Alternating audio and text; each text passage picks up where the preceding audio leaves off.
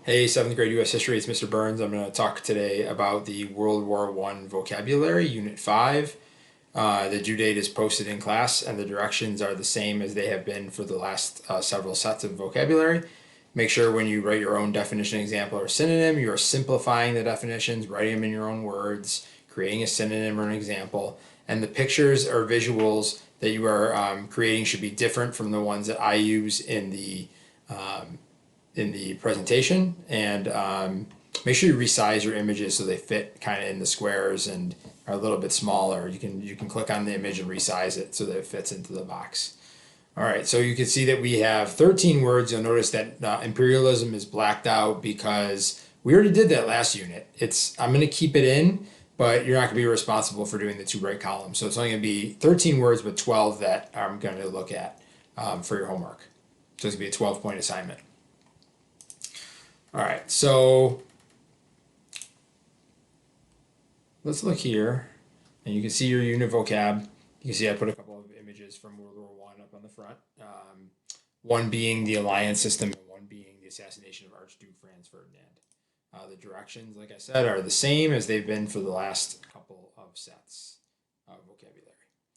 All right, so the first word is alliances, and we're going to talk about the triple Entente and the Triple Alliance that exists in World War One, different European nations, and eventually how the U.S. can tip the balance when they join World War One towards the end of the war. And really, it's been a stalemate for many years, and there hasn't been much movement until the United States gets involved. So an alliance it's an agreement between different nations that will benefit each other, mutually benefit, meaning both sides reap the benefits. All right, second word is armistice. Armistice is a agreement to end fighting, and you're going to see that November 11th, 1918 is going to be the armistice to end World War One, and November 11th has significance with it being Veterans Day, and there's a reason for that. Okay, empire.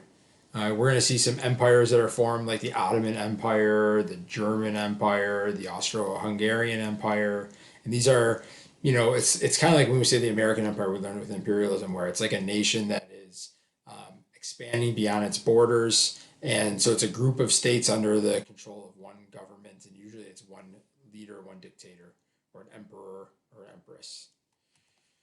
The next word is front. And there's going to be the Western Front and the Eastern Front in World War One.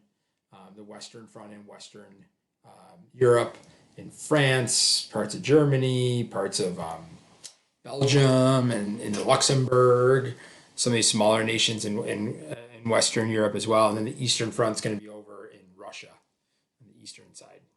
And that's just like where the war is taking place, basically. It's the fronts, where the two sides are kind of connecting.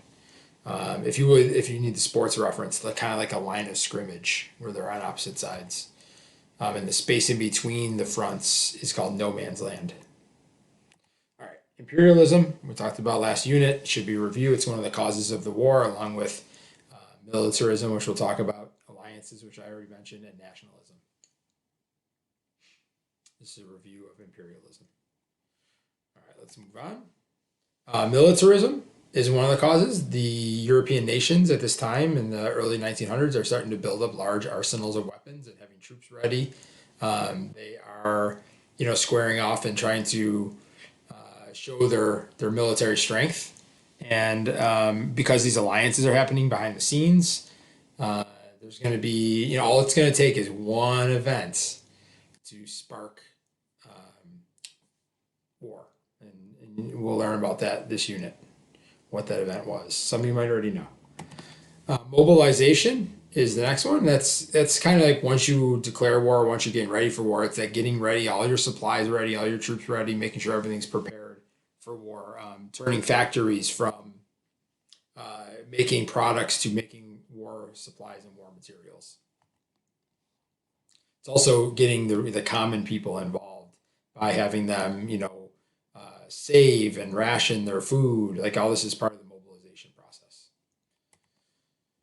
And then we have nationalism, extreme pride, belief that your country is better than all others. This was an issue going on in Europe as well during this time with these nations that are beginning, to form empires and starting to take over some smaller nations and incorporating them into their country. This idea that we have that right to, expand our borders, this idea of strong nationalism, it's going to happen in the United States as well. Having national pride and support of your nation in order to get the job done. All right, neutrality at the beginning of the war, the U.S. is going to be neutral. There's also several other nations in Europe that remain neutral. This is not going to last forever. The United States is going to stay out of the war for as long as it possibly can, but then it's going to get involved. And the war is going to end pretty quickly once they get involved. Propaganda. This is a huge word that we're going to be looking at throughout the rest of, when we get into the Great Depression, when we get into World War II, and when we get into the Cold War. These are it's just information that is, biased, one-sided. It could be misleading. It's trying to get you to believe a certain point of view, a certain cause. It's trying to get you it's trying to motivate you to believe that side's, to do something, to buy something, to support something. And that's what propaganda is. And you could be videos, it's any kind of media, really. Videos, artwork, articles, cartoons, political cartoons, anything like that. All right, next is rations.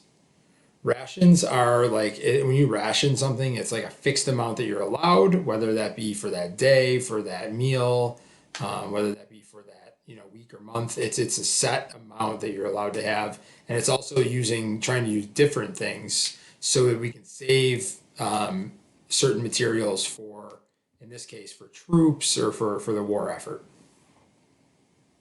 That's rations. All right, reparations at the end of the war. We're gonna charge reparations. The enemy who loses the war, often pays reparations to the victor. It's used in different ways, but it's basically compensation for war damage. And Germany's going to lose the war, and are they going to pay reparations to some of the other nations where the war took place? France and Great Britain and so on, Russia. All right, and then a stalemate. And for much of the war, there's a stalemate going on because of the new style of war, trench warfare. They're digging trenches. There's a lot of soldiers fighting in small geographic areas, and they're taking over each other's trenches and taking each other's supplies. And at some points, you don't know who's the enemy and who's your friend. But what's happening is a little progress is being made either way. Okay, so that's a stalemate, and this is going to happen throughout much of the war. All right, if you have any questions, send me an email asking me a question in class.